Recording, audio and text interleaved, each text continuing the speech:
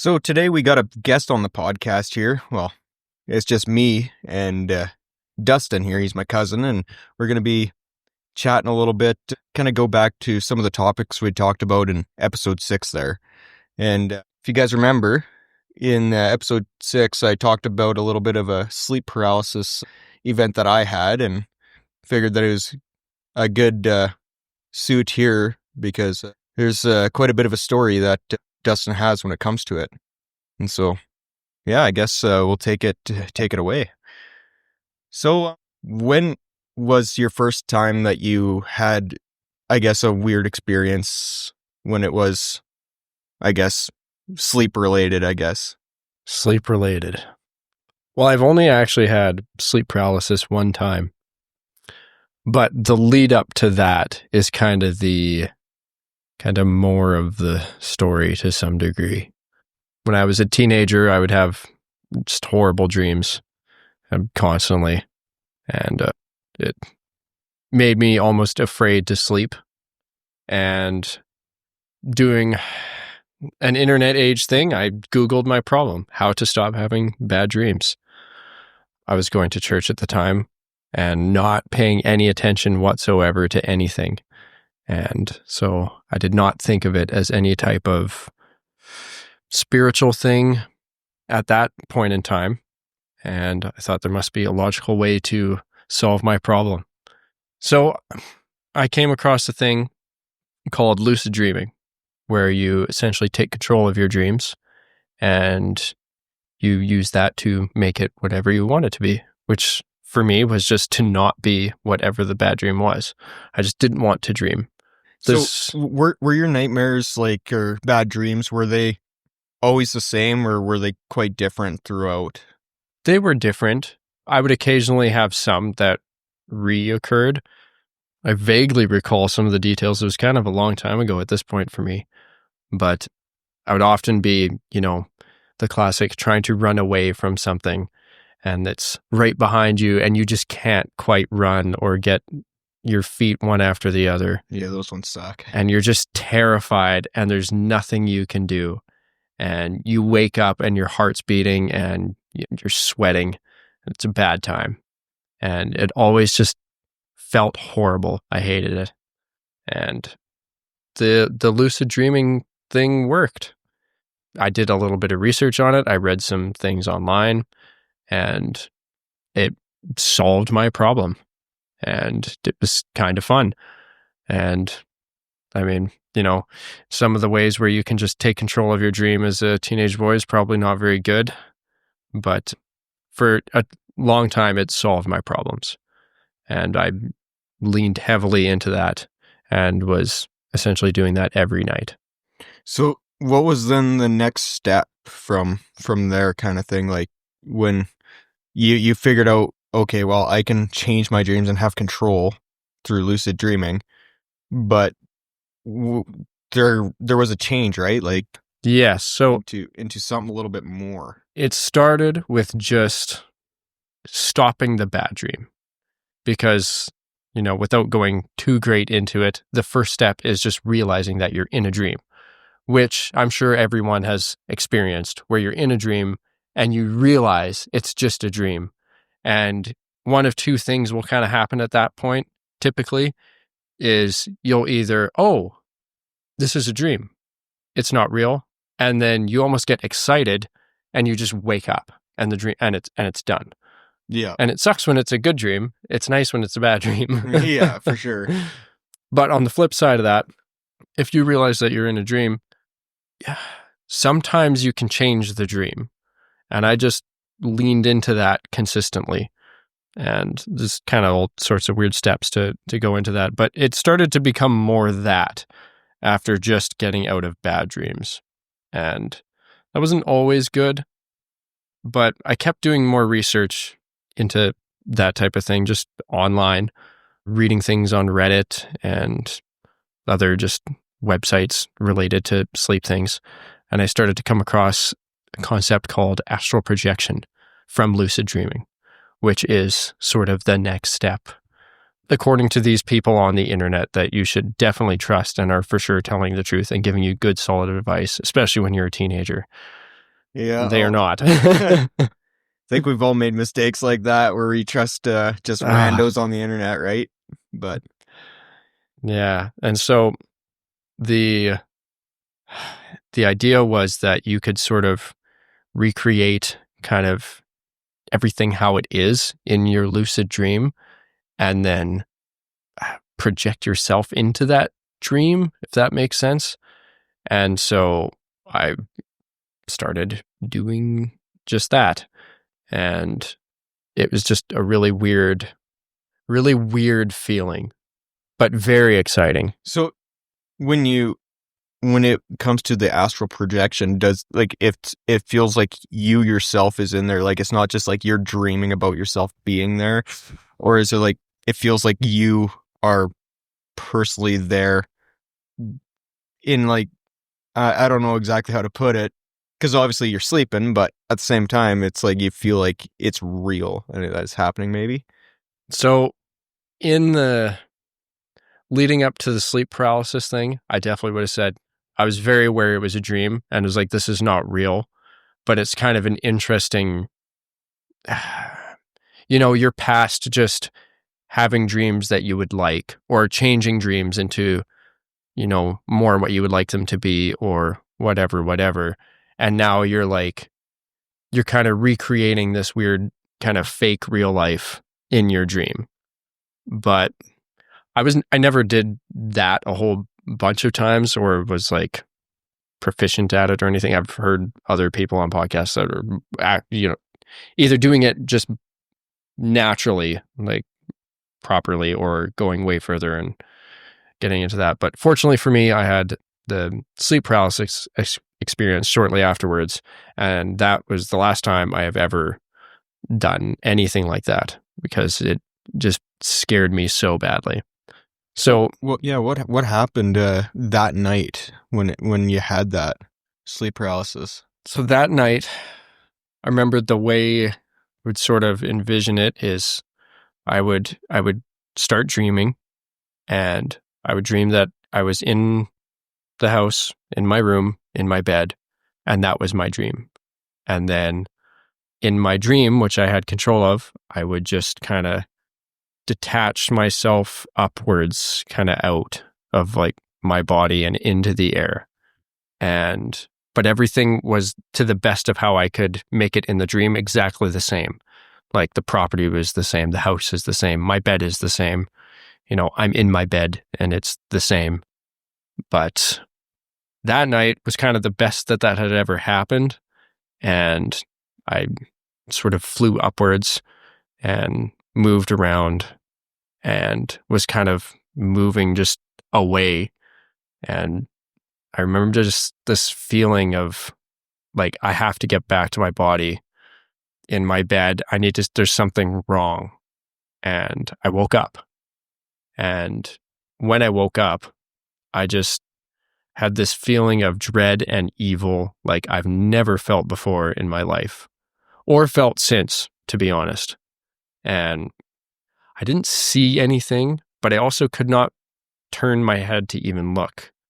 And it just felt like something was just above me, and it was on me and trying to get me. And I had to fight with everything I had in my will to just keep myself there. And I don't know how long that silent struggle went on, but it could have just been a minute. It could have been an hour. I don't know. But I remember finally coming to the realization that there's nothing I can actually do here. And I need to call out to Jesus to save me here, because there's nothing this is an evil thing. And growing up, going to church, I knew what to do with evil things. And I called out to Jesus over and over and over. And, I could progressively start to like make a little bit of noise, which I started to do louder and louder. I could not speak clearly at all. And again, after sort of an unknown amount of time, my sister actually heard me and came into the room. And instantly, as soon as she was there, it felt like something had just left. Like it was gone. It went away. I was still paralyzed. And she actually afterwards said that she had thought I was having a seizure, but it was not the case. And after a while, I regained control of myself. But I distinctly remember that evil, horrible presence and just being terrified right to my soul and really wishing that I had been paying more attention to what actually saved me in that moment before. And, afterwards I didn't apply that lesson near as well as I should have. But I mean, now I think of that and I remember, and, if I feel something like that again, which I pray that I will not, I know what will save me in that thing. It's kind of crazy how it's like Jesus can reach out and save us, and yet we have a hard time still like understanding to like go back and reach out to him in our times of struggles. Like I remember having times like not like yours, but where it's like Jesus clearly rescued me. I clearly knew what to do in this situation, and that was to call to Christ for his help and his intervention in this situation. And yet then after that, it's like it took me a long time to really learn, like, okay, well, why do I keep trying to rely on my own strength in this, right? Mm-hmm. And that story gave me a little bit of goosebumps there, hearing it like that. But so when it came to like the projections itself, like the astral projection, it kind of felt like more like as if it was a straight up out of body experience, kind of thing. It felt like a dream at the time, but I can't help but think, but by the time I'm waking up, because I feel this presence that's there, that it's just something past. And there's all types of conjecture on what that is. And I've probably listened to I've definitely listened to too many podcasts where people are speculating on what all those different things could possibly be. But I know whatever that is that, you're opened up to stuff that you shouldn't be dealing with as a human. No, exactly. And that's not for us to be doing that type of thing. You're exposed, and you are not in your playhouse. Like, you don't have the capacity to deal with that stuff. And there's evil and stuff there that can just get you without Christ. I mean, there is everywhere, but you shouldn't seek out being in that type of situation. Why would, if you know that could happen, doing that type of thing, then why would you do that? Yeah. And I guess for you at that time, it was more like you weren't thinking of it in a spiritual manner. No. Right? And that was the trap. And that's just it. The devil, he lies, kills, and destroys and steals, right? And he will do anything to trap somebody into thinking or into believing a lie or believing like that he's not. Well, what is that? That's saying that the devil's greatest trick is convincing everybody that he's not real. Mm-hmm. And so that kind of plays along those lines where you get into all this internet stuff, and all these people talking about this stuff on the internet, but it's like as if those people are either deceived or they are working with the darkness in that, right? And I imagine that a lot of that too, there's a lot of witchcraft involved in a lot of that stuff, where people that practice it consistently are big into witchcraft. Mm-hmm. And what goes right alongside witchcraft is demons, demonic entities, and like dark magic, I guess. And that's just something like, when it comes to that, it's like a live and learn kind of situation. But one thing too I wanted to ask was, do you think that there was a certain aspect of it that Christ used for you for the betterment of you in that? I think so. I mean, I don't think that was the goal is not for me to take this horrible path. Yeah. Whether knowingly or not. But I mean, I'm very thankful it couldn't have turned out a better way having gone through that.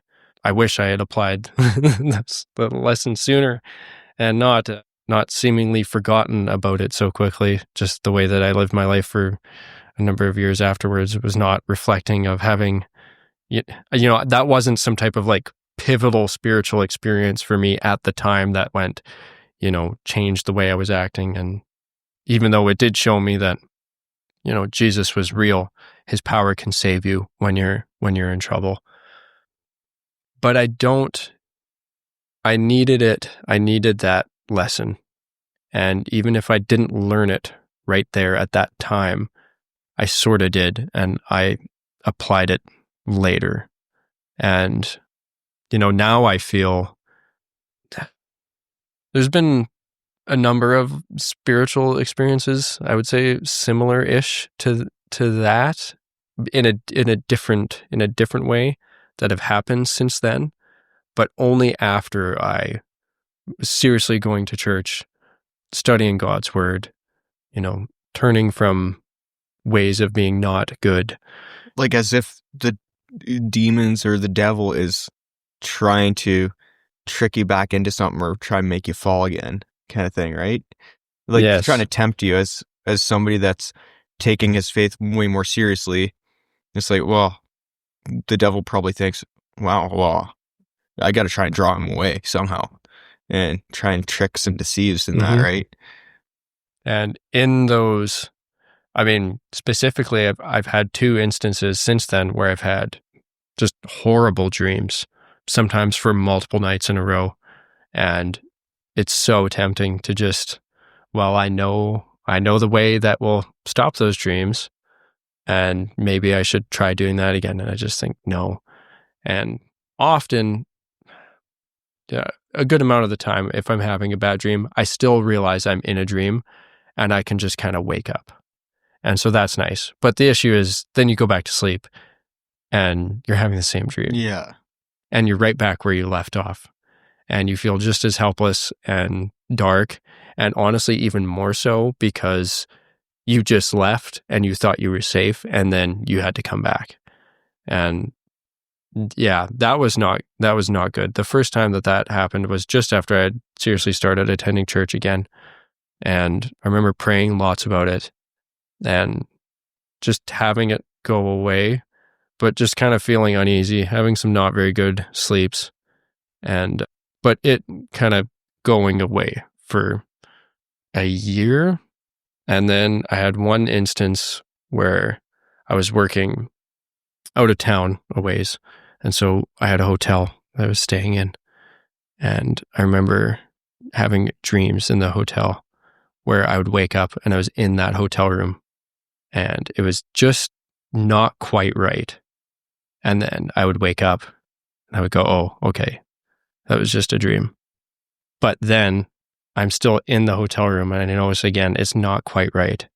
And so then I wake up again and it's like the whole time, it's like part of my mind knows that I'm in a dream like the whole time, but it sort of feels like you're just like it was very, I don't know how to explain it, but you start to almost think, am I going insane? Like what's happening? And then it just, once I got that thought in my mind, while I'm kind of having this dream, I'm like, there's something going on here that's wicked and evil. And you can just feel that presence a little like back there again. And I remember just going, this is an evil thing. And I called out to Jesus and I rebuked the evil that was there. I did everything every prayer I could think of. I recited the Lord's Prayer in my weird dream state. And I woke up and sweating and not having a nice time.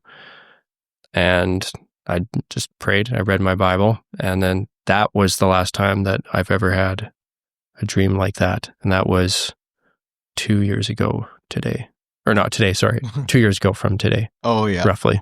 Yeah. Man, that That's quite crazy, like, to think about just being in that position where you know what you can do for yourself to get you kind of out of that situation, but knowing that it also leads to more problems eventually, and then just kind of being like, okay, well, I gotta kind of stick it out and pray and seek out Jesus in this for him to help me through this. That is a quite interesting thing, because a lot of people, it's like people always think first about how can I help myself, right? Mm-hmm. And instead of thinking, well, what can I do, or what can Christ do for me in this? And that is something too, like, I've had struggles with when it comes to, like, okay, well, what can Christ do to help me through this? I'm one that I try and figure out problems a lot on my own and try and deal with stuff all by myself. But generally it doesn't work, especially when it's a pretty big problem. Mm-hmm. And you gotta rely on the Lord and lean on him in that. And it's a quite dangerous, like, the amount of people that get deceived by other people or demons themselves is crazy. It's like the demon's like, okay, what I'm going to do is I'm going to try and make him think that he can take control of it. And then I'm going to make it so then there's a way bigger problem in the future that he's going to have a hard time getting out of. I can trap him. I can do this. I can do whatever, right? And it's just the way the devil works. He prowls around like a roaring lion seeking whom he may devour. And how lions prowl around and devour things is they ambush them. Mm-hmm. They trap them. And it's quite a crazy thing to think about in that. When we're so by ourselves, we're just almost entirely defenseless to that type of thing. You know, the only thing that works consistently is, you know, Jesus's intervention. Yeah. And putting on the whole armor of God, I guess. Yeah, I found always, for me, it was just prayer was what, you know, I would just take my problems to God, and then I could stop worrying about it. Because for that type of thing, I didn't know what else to do. And so I prayed, and now I've done all that I can do. And so I can stop worrying about it because it will be answered in his time. But I've done all that I can do, and now I just got to trust him. And, you know, actively executing that is another thing, you know. Yeah. It's easy to, you know, my prayer life is always very good when I'm not having a good time, and struggles a little more when my life is going very well, which is a thing that should not happen. But, you know, when I think of it when things are going well, and I'm like, you know, I'm relying too much on myself. I need to be remembering to take things to prayer, even good things where I feel like I know what the right decision is. I need to take it to the Lord and ask for what he wants me to do here, and not just blaze trail for myself, because I'm not a great pilot. Yeah. Well, and it's also too, like, being, especially in the good times, a guy sometimes forgets, like, how thankful he should be to God in that, right? Because a lot of those times, whether a guy knows it or not, or sees it or doesn't, God is blazing a trail there, or is making a way. And that goes to with the hard times too, right? As like living the Christian life, sometimes you got to walk through those valleys, but God makes a way. He doesn't make it impossible for a Christian, right? He can do amazing things in that. And that's something too, like I feel myself, when I'm going through good times, then my prayer life does fall off a little bit too sometimes. And it's like, well, I should be more grateful to God, like giving thanks to him in this. And yeah, it's something that a lot of Christians, I think, have to work on. And it's just, the prayer life is so important, because that is our, like, greatest weapon against in spiritual warfare itself. Like, demons tremble at the name of Jesus. They do. It's because they know he won already. He's victorious. All they can do is try and tempt and lead people astray. But as soon as the name of Jesus gets involved, then it's like, well, they flee. And it's because they know who he is. They know he is God. Well, and that's in a certain sense. Well, I mean, in a lot of sense, they know more than us, like the depths of those. I don't want to use the word systems, but like the way that all that works, like when Jesus is casting out demons in the Bible, they say, well, why are you there? Like they know who he is. They know the deal. They can't do anything. Everybody else is just like, oh, these crazy people, these kind of whatever. But the demons, they know, and they're afraid, and they hate it. Well, demons they've been around for a long time, tempting people throughout the ages. Like a lot of the demons that tempt us to this day have been demons that tempted people in the Old Testament. Yes. And when you think of it like that, who am I to go, like, I've got to have a lot of pride to think that I can be putting myself up against something like that on my own volition without help. And why would you tempt that? Like, why would you? Well, and that's just another thing too, is you see, especially in today's day and age, there's a lot of new age practices that go on. A lot of new age practices where, and I've heard people say this sort of ritual, like this new agey ritual, keeps the demons away. It's like, no, it doesn't. When you actually look into the roots of this, whatever this practice is that they're doing that claims to keep the demons away, it's a pagan ritual where they were worshiping demons. And what are you doing? Are you just appealing to a more powerful thing to keep a lesser, like, you're not, there's one clear path, and it's not finding other demons to help you, or witchcraft rituals, or things where you're going to put your own power and will against things that have been around for all intents and purposes forever, in reference to us, right? So, swallow your own pride and call out to Jesus, because that's all that you can actually do when push comes to shove. Yeah, amen to that. Like that is the greatest thing about the spiritual walk and living the Christian life, is knowing that Jesus, he's won the war. Like, he's won the battle when it comes to good and evil. He's won it. He's made a way for us to get out of these kind of traps. Mm-hmm. Like, there's probably people listening to this podcast right now that they might even be dipping their toes into lucid dreaming and stuff like that. And I think it's important, especially with your story, to know where there's a possibility where it could lead. And it's a dangerous route. And so, what would you say to somebody that's kind of dipping their toes into that kind of stuff, and they're trying to take control of their dream, especially when they're like consistently having bad dreams? Well, it's tough, because I think of, myself at that point in time. And if someone had come to me and said things, hey, that thing that you shouldn't do that, it's dangerous, I probably wouldn't have listened. And I know that about myself. I definitely wouldn't have listened. I'm like, you don't really know what you're like. It's cool. I've done, it's fine.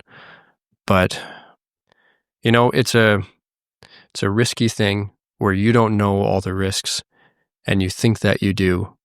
And that's the whole game and the draw to it. It's on your own pride and ego. Like, you have to get out of your own way. Yeah, that's a big problem with people today, is they don't listen very well to the people that have already experienced certain things. Like, I know I've been that guy that's like, oh no, it's gonna go different for me. No, it never does go different. It goes just as bad or worse. And it's like, well, maybe I should have listened to that guy. Maybe I should have listened to him. Things would have been better. Because then you dig yourself into a hole. Even if you don't even realize it at the time, you do dig yourself into a hole with it. Yep. And then it's hard to get out. And then that goes for all sorts of different things, whether that's spiritually or in your physical life, whether that's your job or in the home, your financial situation, whatever it may be, right? It can be something where it's just take advice from people that have been through it. Yeah. And especially when it comes to spiritual attacks, seek out the Lord in that, because you will be amazed what he can do for you. Mm-hmm. But And take it to some other people that you know and trust, like older, wise Christians, people in the church in positions of leadership, anyone that would maybe have like some type of spiritual authority kind of on your behalf to assist you is a very important person to let know of any of those types of things. That's one spot I think that the modern church has been pretty lacking in. you were right there. There's lots of churches, especially church bodies out there, that don't really have a spiritual mindset when it comes to like, they don't really think that this person could be dealing with a demonic entity that's tempting them or deceiving them or whatever. Mm-hmm. Or they don't think about, this person's watching bad movies or whatever, and they don't think of it in a more spiritual term, where it's like, well, actually through that, there's spiritual temptation. There is demonic activity in a lot of that. Not all cases, granted, like not all cases are like that, but a lot of them are. And that's something that the modern church needs to be more weary of, is more aware of, is the spiritual warfare that's involved. And yeah, especially like the leadership roles in churches need to be very spiritually minded, I think, because demons are spiritual entities. They are. That's what. How else are they able to possess a body? A physical person can't really possess another physical person unless they're, per se, Andre the Giant, and you're just a midget, and he's like using you as a puppet, right? But regardless, that's what they are. And so the spiritual side of things needs to be taken a lot more seriously. And that's something that I should have taken more seriously too in my lifetime. And you live and you learn. And now I'm a lot more thinking, okay, well, about what's behind certain things. What's behind, let's say, this movement, this LGBTQ, for example. Is there, like, there's got to be a demonic spirit behind that. It's just stuff like that. And it makes a guy a little bit more aware. It's like, you're not fighting against, per se, people themselves. You are fighting against demonic beings and spiritual powers, principalities. Mm-hmm. It says in, I think it's in Romans, where Paul says something about where we do not wrestle against flesh and blood, but against principalities and powers and the heavenly places, right? But yeah, that's just how I kind of see it. Well, I know one thing to remember with those types of situations too is that, with Jesus on your side, you actually do not have to be afraid. And like, you have no reason to fear. And don't get so proud that you have that you fall into that same trap that you maybe started with. But, you've got the most powerful tool to be rid of that type of thing. And it has no business standing up to that, and it cannot. And they hate that. But that should give you a lot of peace and confidence in dealing with that type of thing. They want you to be afraid, but you don't have to be, because you have Jesus. Yeah, exactly. And Jesus can overcome anything, and especially that. He's been throwing demons out since day one. Yeah. Like, they have no business standing in his way. And so if you call out to him and you trust him, he will be there. And you can put that in the bank. Amen to that. I think that's an excellent spot to cut things off here. But I'd like to have you back on again. And next time maybe we'll have Devin on as well and have a three-person conversation. But this was great, and I'm glad that we did this. And eventually we'll like to start doing a little bit longer episodes and plan a little bit more ahead, I guess, when it comes to thinking about how these episodes are going to play out. Because, for instance, this one we just kind of thought of off the top of our heads like 40 minutes ago, and we're 37 minutes into the podcast. But yeah, anyways, that's a good way to end it.